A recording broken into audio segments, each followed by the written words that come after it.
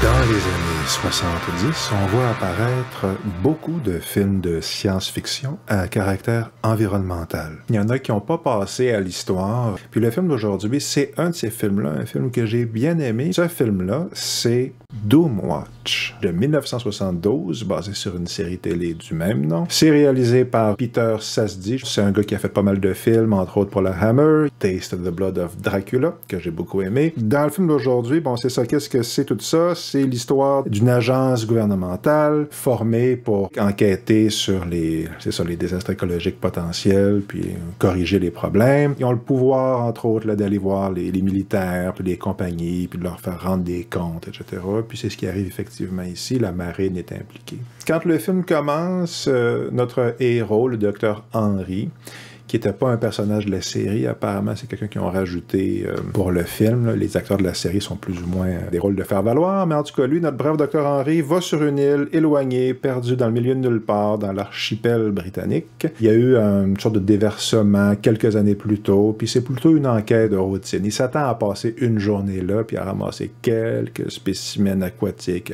pour du plancton, ramasser du plancton, des choses comme ça. Mais quand il arrive sur l'île, on l'accueille, comme on dit, avec une brique et un fanal. Personne ne veut qu'il soit là. Le vicaire veut pas qu'il soit là. Le shérif veut pas qu'il soit là. Le maire veut pas qu'il soit là.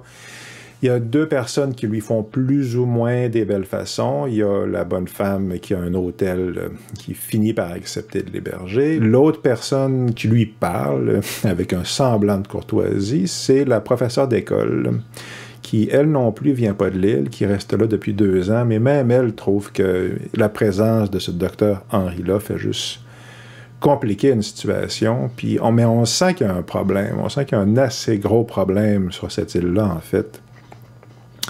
Puis ce qu'on découvre, c'est que les habitants de l'île subissent d'horribles mutations, deviennent fous, agressifs et monstrueux, ils ont l'air d'hommes des cavernes, en gros, ils ont plus ou moins l'air d'hommes de Cro-Magnon. Puis à peu près tout le monde sur l'île est affecté.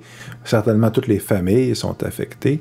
Les villageois croient que c'est parce qu'ils sont consanguins. Ce qu'ils sont consanguins. Mais ils pensent que c'est à cause de ça. On finit par découvrir l'horrible secret qui provoque ces terribles mutations et s'il est possible de guérir ce mal, à quel prix viendra la guérison? Donc voilà, c'est ça. L'horrible secret, le terrible prix, c'est un peu tout ça. Pourquoi c'est bon? Il y a un climat très Lovecraft là-dedans. Puis c'est le Lovecraft de Escape from Innsmouth. En fait, si vous avez vu Dagon de Stuart Gordon, qui est une des meilleures adaptations de Lovecraft, de Lovecraft par Stuart Gordon, il y a ce ton-là, le gars qui arrive dans un village où tout le monde est dégénéré, il y a une sorte de malédiction commune ou quelque chose comme ça. Il est clair qu'il y a quelque chose de louche qui se passe, puis il y a l'intrus qui arrive là, qui n'est pas le bienvenu. C'est aussi le Lovecraft de Color Out of Space, là, dont Richard Stanley a fait un film... c'est un chef-d'œuvre de l'adaptation Lovecraftienne, probablement la meilleure de tous les temps, mais je l'ai vu sur grand écran. Je soupçonne fortement en fait, je l'ai vu en entrevue dire qu'il avait essayé de rendre les gens fous pour vrai avec ce film-là. Puis je me demande si je ne l'ai pas vu en entrevue dire qu'il avait essayé de convoquer des créatures Lovecraftiennes pour vrai avec ce film-là. Donc... ça paraît. Color Out of Space, c'est encore une fois une histoire de terribles mutations, voilà. Puis il y a quelque chose de ce ton-là qu'on voit assez souvent dans les histoires de Lovecraft. Ben il y a ça là-dedans. C'est l'horrible mutation, mais c'est aussi l'effet moral, émotif et moral de ça chez les gens. Puis le prix que tout le monde paye, là, la famille, etc. Puis c'est aussi le côté horreur de ça, le côté film d'horreur, le côté il y a quelque chose dans les ténèbres, là, puis ça prend au moins une bonne demi-heure facile là, avant qu'on commence à voir des monstres. Là, on voit leur point de vue, là, où est-ce qu'ils sont, on sait qu'ils suivent le héros, mais on les voit pas, on les entend respirer, ce genre de choses-là. Donc c'est ça, ça prend au moins 30 minutes, si c'est pas plus, avant qu'on vous commence à voir des attaques, là, puis tout ça de monstres. J'ai trouvé que ça marchait très bien, ça. J'ai trouvé que c'était hyper atmosphérique, puis c'est ça, monsieur Safdie, c'est un gars qui a fait des films de la Hammer. Les films de la Hammer, généralement, c'est très bon. Ça fait quoi? Il y a un rapprochement à faire. Le ton est complètement différent. Celui-ci est plus réaliste que les films de la Hammer, qui sont souvent qui ont un côté très théâtral, là, qui font partie de leur charme. Ben ici, ça vise plutôt réaliste, somme toute, mais c'est très bon. Puis ce côté-là, ouais, c'est atmosphérique, Lovecraft, là, ça marche super bien, ça. Le truc, moi, que je remarque dans ce film-là, la question que moi, ça me pose, c'est le non-dit, en fait. Parce que c'est ça, c'est un film britannique qui était clairement pas destiné au marché international.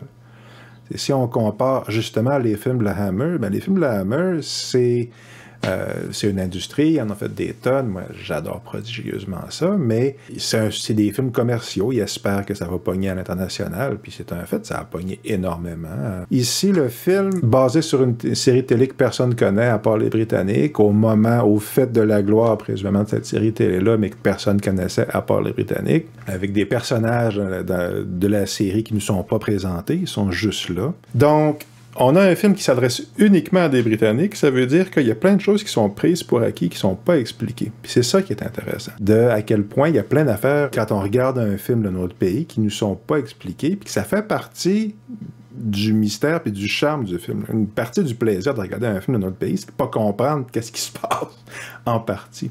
C'est pas juste la partie universelle, c'est la partie, OK, il y a quelque chose de différent que je saisis pas. Voici 3 exemples. Le premier, c'est il y a un vicaire là-dedans. Je l'ai mentionné tantôt, un des personnages, c'est un prêtre. Le prêtre du village, tout le monde comprend ça, parce que la plupart des pays sur Terre ont des religions dominantes, puis beaucoup de ces religions-là ont des genres de figures de prêtres ou de sorciers ou que sais-je. Ben, on voit un peu le genre. OK, c'est le prêtre du village. Il y a ça depuis les Indo-Européens, ça fait un bout, là. Mais c'est pas parce qu'on reconnaît la fonction qu'on comprend tout ce qui se passe. Il y a une part du non-dit qui est, OK, ça c'est un prêtre de telle religion, puis les Britanniques, ils le reconnaissent, puis pas moi. Il y a une sorte de col romain, mais c'est pas le même col romain que les catholiques, qui sont ceux que moi je connais. Je sais pas si c'est un anglican, ou si c'est un luthérien, ou si c'est un calviniste, ou que c'était une autre variation. Pour moi qui regarde ça, qui est pas un Britannique, c'est un peu tout pareil. Tu sais, anglican ou calviniste, pour moi, c'est toutes des variantes. Je sais qu'il y en a un qui a rapport avec le divorce d'Henri VIII, là, mais après ça, c'est ça, moi, j'ai vague, là. Pour les Britanniques, ça veut dire quelque chose d'important ou de relativement important, toutes ces choses-là. Ils comprennent ces nuances-là. Ils vivent là-dedans depuis des centaines d'années. Puis une des affaires qu'eux savent que je ne savais pas aller jusqu'à récemment, c'est que, par exemple, les calvinistes et les luthériens, ils ont été en guerre armée, là, un peu comme les chiites puis les sunnites, là. Pendant la guerre de 30 ans, les calvinistes, les catholiques puis les luthériens sont en train de s'entretuer. C'est un des aspects. Est-ce que ce vicaire-là est d'une de ces religions-là? Laquelle? Puis une de ces religions-là, je pense que c'est l'Église anglicane, elle a un lien direct avec la couronne d'Angleterre. Justement, je pense que c'est le lien avec Henri VIII. Il voulait divorcer une de ses femmes, le pape lui a refusé, alors il a coupé les ponts de l'Église d'Angleterre avec la papauté. Il a déclaré qu'à partir de ce jour-là, le pape n'était plus l'autorité religieuse suprême de l'Église d'Angleterre, qu'à partir de ce jour-là, c'était le roi d'Angleterre, en la personne de lui-même. Puis de ce jour, ben c'est ça, aujourd'hui, c'est Charles III, le chef de l'Église anglicane, de ce que j'en comprends. À beaucoup de points de vue dans l'intrigue, c'est pas grand-chose, mais il y a énormément de non-dits, puis de profondeur, puis de subtilité, puis de nuances là-dedans. Dans ce que ce personnage-là représente. Pour les gens qui regardent ça, ils voient un paquet d'associations que moi, je vois pas. Puis ça participe à la saveur du truc. Ce que j'essaie d'illustrer, là, j'ai écouté cette semaine Le Clan des Siciliens de Henri Verneuil. J'ai adoré ça, je l'avais jamais vu. Puis c'est un film de gangster, ça se passe en France, il y a Jean Gabin, puis Alain Delon qui fait un gangster, puis Lino Ventura qui fait un détective qui leur court après. Puis, à un moment donné, Alain Delon, il est planqué dans un appartement. Okay? Il est caché de la police. Puis, il fait bouillir de l'eau. Okay? Puis, il fait bouillir de l'eau dans une casserole comme celle-ci. Extrêmement semblable à celle-ci. Puis ça, c'est une casserole Le Creuset. Puis, j'ai regardé ça, puis j'ai dit, « Ah, mais je la connais, cette casserole-là. » Puis c'est pas juste que je la reconnais, c'est je sais c'est quoi faire bouillir de l'eau dans cette casserole-là, parce que j'en fais bouillir à tous les jours avec une casserole comparable à celle-ci. J'ai vu ça, puis j'ai vu l'appart où il était, puis je me suis dit, ça, c'est une casserole Le Creuset qui a l'air d'avoir plusieurs années. C'est parce que ça, c'est des casseroles de bonne qualité, mais on en voit souvent des beaucoup plus vieilles, un peu écaillées, puis tout ça. Puis, il y a un paquet de réseaux de sensations, puis de significations subtiles, puis de petites affaires qui sont véhiculées par un détail de décor ou un accessoire comme ça. Puis moi, je le comprends parce que j'en ai des affaires comme ça dans mon environnement. J'ai reconnu tout de suite cette affaire-là. Puis c'est ça, j'ai regardé un film japonais hier, dont j'en parlerai peut-être à un moment donné, un film de yokai, un film de monstres légendaires japonais. J'ai adoré ça. Mais les casseroles, je les reconnais pas là-dedans. Il n'y a rien que je reconnais là-dedans, à part ce que j'ai vu dans d'autres films japonais, essentiellement. Toutes ces affaires-là font partie du non-dit. Toutes ces affaires-là véhiculent des émotions, puis un réseau de signification. La plupart du temps, ça n'a pas une incidence déterminante sur le message, mais ça fait quand même partie de ce qu'on est en train de voir. Est-ce que j'ai d'autres exemples? J'en avais listé 2-3 autres. Ouais. Vite, OK, rapidement. Le creuset, c'est des trucs français, des casseroles françaises, mais il y a une référence à la France là-dedans. Essentiellement, les enquêteurs de Doomwatch découvrent qu'une partie de la faune marine est contaminée par quelque chose de dangereux, d'hyper dangereux, là, qui crée les monstres. Là, okay? Puis, on nous montre une carte sur laquelle on voit tous les endroits où ce mal-là est répandu. Ça couvre une énorme superficie là, en Amérique, certainement en Europe, plusieurs parties d'Europe. Donc, le truc qui crée des monstres, qui est provoqué par l'armée et l'industrie britannique, est répandu à grandeur de la planète. Puis là, nos enquêteurs de Doomwatch, qui sont plutôt des gens plutôt progressistes, tendancieux, tout ce que vous voulez, là, c'est de braves gens normaux. Hein? Quand ils voient le rapport, OK, voici tous les endroits où le truc s'est répandu, ben ils disent on a eu la seule plainte qu'on a eue, c'est des Français là, qui demandent des excuses officielles du gouvernement britannique. Puis c'est pas des demandes officielles, ils se sont plaints au gouvernement britannique à cause de ça. Puis les héros se regardent, on sait bien les Français. C'est tout. C'est un gag dans le film. Bon. Ben, ça fait partie du non-dit, ça, parce que tous les Britanniques ont compris. Parce que les Britanniques ont été en guerre pendant 1000 ans avec les Français. OK? Puis si vous pensez que c'est mort, c'est ça. Moi, j'ai pris l'avion pendant la crise de la vache folle, il y a une vingtaine d'années, où les éleveurs de vaches britanniques ont commencé à nourrir les vaches avec des vaches mortes. Ils prenaient des cadavres de vaches malades, puis ils les broyaient, puis ils mélangeaient ça à la moulée des vaches. Les vaches, ça mange pas des vaches d'habitude. Puis, c'est végétarien, ça mange du gazon. Ben, ils ont développé une maladie qui est la maladie de Creutzfeldt-Jakob, qui essentiellement crée des poches d'air dans le cerveau. Okay? Le cerveau devient... il se vide de l'intérieur. Puis ça, c'est répandu, entre autres, par cannibalisme. Là. Il y a justement un épisode de X-Files qui parle de ça, un très bon épisode d'ailleurs. Ben, quand les Français ont vu ça, ils ont dit, ben, on va refuser d'importer du bœuf britannique, parce que tu pouvais voir à la télé, tu voyais les vaches tomber, là, OK, parce qu'elles virent folles et elles meurent, OK, puis ça se transmet en le mangeant.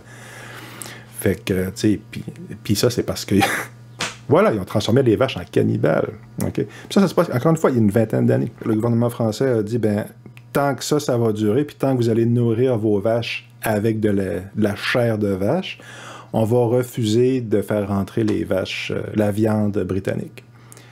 Puis ça a déclenché une guerre commerciale parce que les Britanniques ont dit que c'était complètement déraisonnable comme réaction, que c'était un affront au commerce, que c'était vraiment là, de l'ethnocentrisme, tout ce que vous voulez. Là. Okay? Puis ils ont déclenché de leur côté un boycott des produits français, en particulier le champagne. C'était très sérieux, il était très sérieux là-dedans. Puis justement, j'ai pris l'avion pendant tout cet épisode-là sur British Airways, excellente compagnie aérienne. Ils passent dans les rangées, les hôtesses de l'air, voulez-vous quelque chose? Puis là, est-ce que je pourrais avoir du champagne, s'il vous plaît, parce que dans ma tête, moussure. OK? Puis ils m'ont regardé, ils m'ont fait une face. Comme quoi... c'était vraiment là, au-delà d'inapproprié de ma part de faire ça, de demander du champagne aux Britanniques. Parce que, puis c'est ça, beaucoup de non-dits là-dedans. Puis le non-dit, c'est, ouais, clairement, le peuple britannique au complet subit une injustice monstrueuse à cause que les Français refusent d'acheter leurs vaches cannibales qui virent folles, avec le cerveau qui fond, essentiellement, puis que ça se transmet en les mangeant. Clairement, la France qui refuse de manger ces vaches-là fait ça par haine viscérale et irrationnelle des Britanniques eux-mêmes.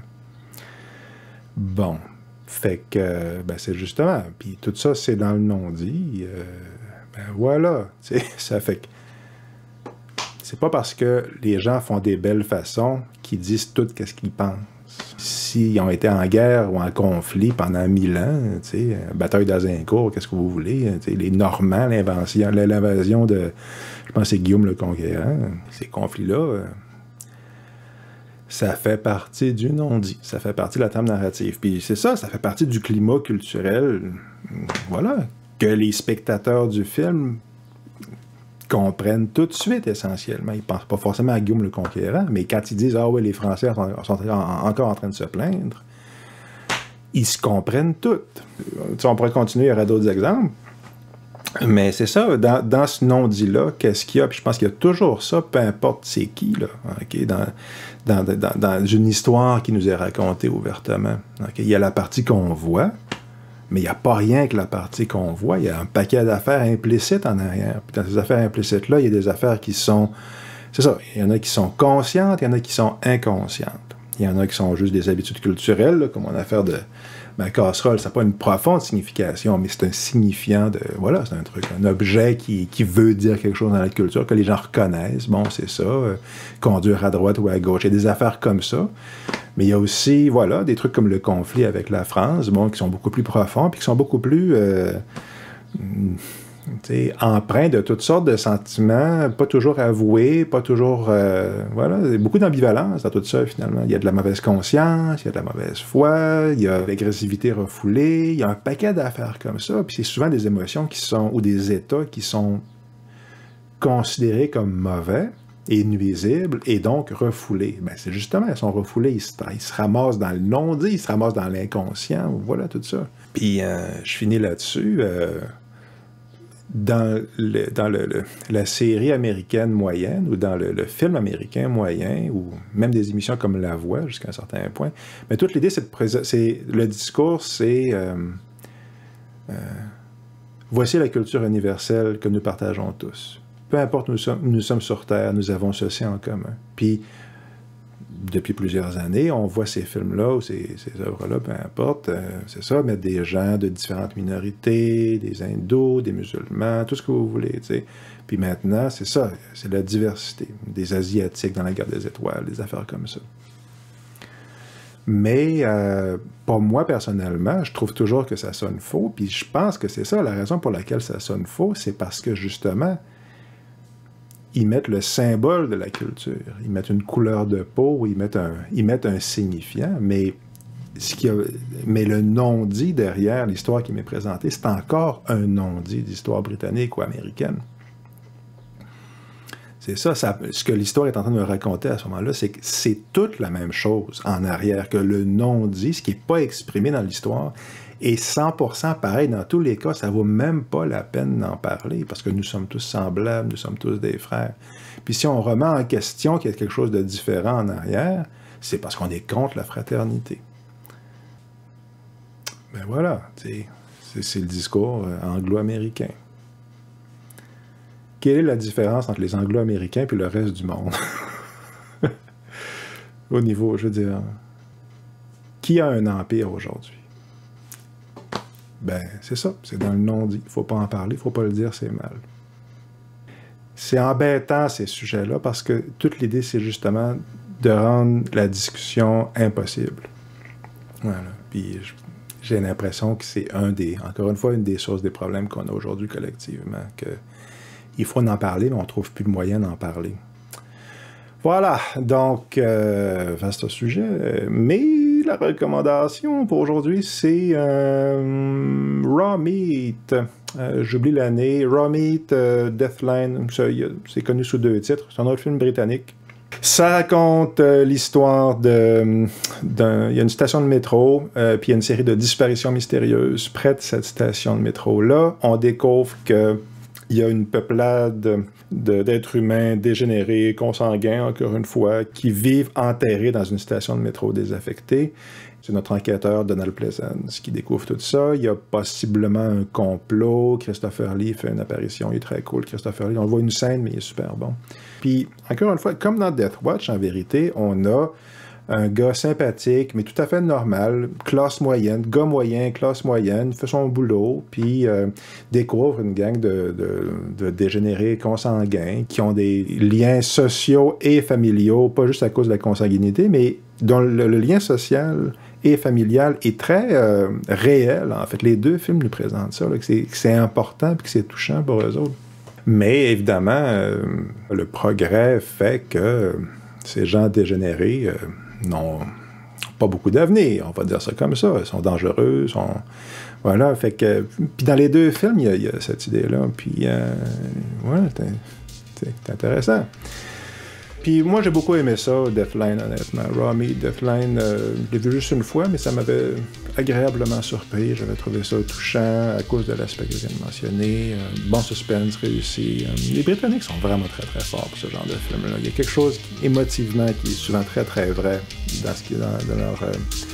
dans leur film de genre. C'est réussi. Puis Doomwatch aussi, c'est plutôt réussi là-dessus. Puis pourquoi c'est bon? Pourquoi le film en tant que tel, le Doomwatch, pourquoi c'est bon? Ben c'est bon parce qu'il y a vraiment ce climat-là d'horreur Lovecraftienne qui est très, très réussi.